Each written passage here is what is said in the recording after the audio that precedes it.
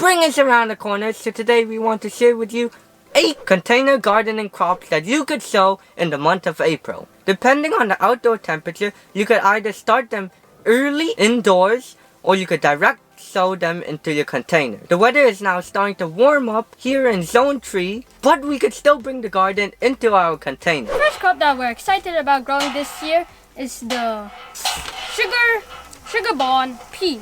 This pea's variety is a smaller variety, so it's more of a dwarf variety, which is going to be perfect for sowing in containers. I'm not going to start any of them outdoors. I'll be starting them in some seedling cell trays, and then I'll plant them outside, and it's the perfect time to start them because peas are cold hardy. The first thing I'm going to do is to take my seedling cell tray and I'm going to fill it up with our soil mix. This soil mix here is made with about 40% compost and about 60% peat moss. I'm going to sow about a few of these plants in here. I don't need too much of them, so I'm going to sow about 1 per cell.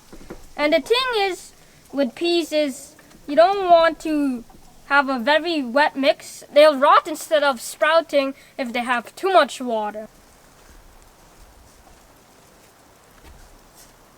And then what I like to do next is I'm going to take my waterer and I'm going to give it very little water because peas don't like it. And an important tip when planting any seed is to make sure you label them after or before, ideally, before you start planting. That way you're not going to forget. Get to finish that. There you go. And that's it for planting peas. The second crop that we are going to start growing is lettuces. Today we're going to start the Marvel of 4 season lettuce, Rouge de Hiver, and the De Russie lettuce. To start off, we are going to put some loose soil into our seedling tray. I got some nice a mixture of peat moss and compost and a tiny bit of perlite. You want to make sure your soil is well sifted when putting it into the seedling tray. Otherwise, bark, stones, or little sticks will stop the germinating process of the seeds that you're going to be planting. I have four rows here, and so I'm going to plant about 1 row of the De Russie, 1 row of the Rouge de Hiver lettuce, and 2 rows of the Marvel of 4 season. Because this lettuce is a very cold hardy lettuce that can survive temperatures down to -3. I'm going to go ahead and put about 2 seeds per cell. As you can see, I'm surface sowing the seeds because lettuce is a very super tiny seed, but we want it to germinate, and if we bury it deeply, then it might not have enough energy to push its way through the soil. You're gonna just push it in slightly and just cover it. Once the lettuce germinated, they grow very fast, so it's important to give them very strong light. Otherwise, they will grow very tall and will become weak and then end up dying. We use SupLights and they work quite well. We will leave our lettuces in the containers for about 2 weeks and they'll grow into a nice compact plant, which we will then transplant into our containers and into our garden. The third crop to start is cabbage. This year we got this new variety that we're trying out, which is the Early Jersey Wakefield cabbage. It's supposed to produce in only 50 days, which is earlier than many of the other types of cabbage that are out there. I'm also going to be showing the glory of incursion cabbage because we sowed this last year and we had some fantastic cabbage that we still have sauerkraut from last year. So I'm going to sow about 3 of the Jersey Wakefield and 3 of the glory cabbage. And there is this also technique called, I believe, overplanting, where you sow more seeds than you actually want, because sometimes some of the seedlings will die or some of the seeds just may not germinate. So when I overplant, I just ensure that I'll have enough cabbage.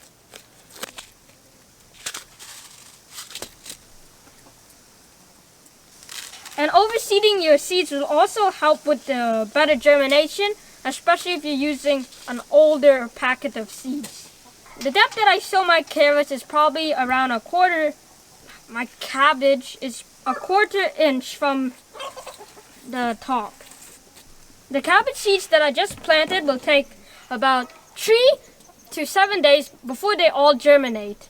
The fourth crop that we are going to sow today are carrots. Carrots are very slow to sprout, taking 1 week or sometimes up to 3 weeks. Carrots can be planted as soon as the soil is workable. And in containers, you can control the soil workability. So I started some a few days ago, so let's go back in the past and see how it's done. Hello, this is me of the present, but the past when you see it. And before we get into how to sow our carrots, make sure to smash that like button if you enjoy our videos. Carrots are an extremely difficult seed to germinate, but it doesn't have to be that way. In this bucket, we'll sprinkle over a few of our carrot seeds. And today I'm planting the Denver half-long carrots. I'm just going to sprinkle a few seeds over the soil surface. And don't worry if you put a little too much because we'll thin them out later. When germinating carrots, you want to make sure the soil is very moist. So we're going to give it a good water now. Try not to go too fast, otherwise you might push the carrot seeds a little farther. Then we are going to use a strainer and sprinkle a little soil. And the reason we use this strainer is to make sure we don't get big barks and clumps of soil to stop the sprouting process. And you don't want to sprinkle too much, otherwise the seeds won't germinate because they're very small. You could then take a piece of plastic or cardboard to stop the water from evaporating. And then check back every few days, and once you see the sprout, then you remove it and expose them to sunlight. Now remember, all of these crops are cold hardy plants that we're starting today. But you could also start your tomatoes and peppers, but leave them indoors a few weeks until 2 weeks before your last frost day. The fifth crop that we are going to start today is kale. And kale is super cold hardy. We had a kale that was growing in -10 degrees with no problem at all. It can get covered in snow and it will still be alive. Now with our kale, we just want to start it like how we started the cabbages. You don't need to plant it too deep, just about a quarter to half an inch. The sixth crop I'm going to sow is some spinach. The best time to sow spinach is when the weather is still cool to cold, because spinach need the cold to germinate. The process is known as stratification, and it will help you get better germination. So instead of planting them right away in my seeds tray, what I'm going to do is to put them in the fridge for a few days, and I'll show you how to do it. So what you're gonna want to do is to use some few sheets of the paper towel, and then what I'm going to do is with my sprayer, I'm gonna sit down on the mist setting just so the seeds will stick to the paper. I'm gonna take the seeds out. They're gonna place a few of them in this paper towel and try space them apart so they'll have a little room. 1, 2, 3, 4, 5, 6, 7, 8. And then again, I'm gonna just mist them down, and I'm gonna fold the paper over. And then once I have it folded over, I'm going to fold it over again. And then with your paper towel, you're going to place it in a Ziploc bag.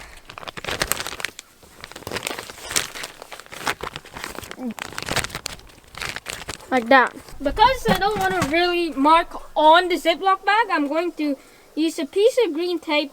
And then what I'm going to do is to put this in the fridge for about 4 to 5 days. When you take them out, you see some of them already starting to sprout. Once you see them start sprouting, you could transfer them into a seedling cell or outdoors. The seventh crop that we'll be planting today is this Purple Lady bok choy. You could fit about 4 of these in a bucket, and you don't need to use a 5-gallon bucket. Just a smaller bucket, since they don't need all the bottom space to grow. Today I'm going to be planting about 2 rows because we love bok choy a lot. I'm excited to try this variety because we tried it in the past, but it didn't grow too well. So I'm excited to try it again. The last and final crop that we are going to sow today is broccolini. It is a cross between a regular broccoli and a Chinese broccoli or Chinese kale. It produces many stems with small broccoli florets that you can enjoy. I never actually grown broccolini before, so I'm excited to try this early purple sprouting broccolini.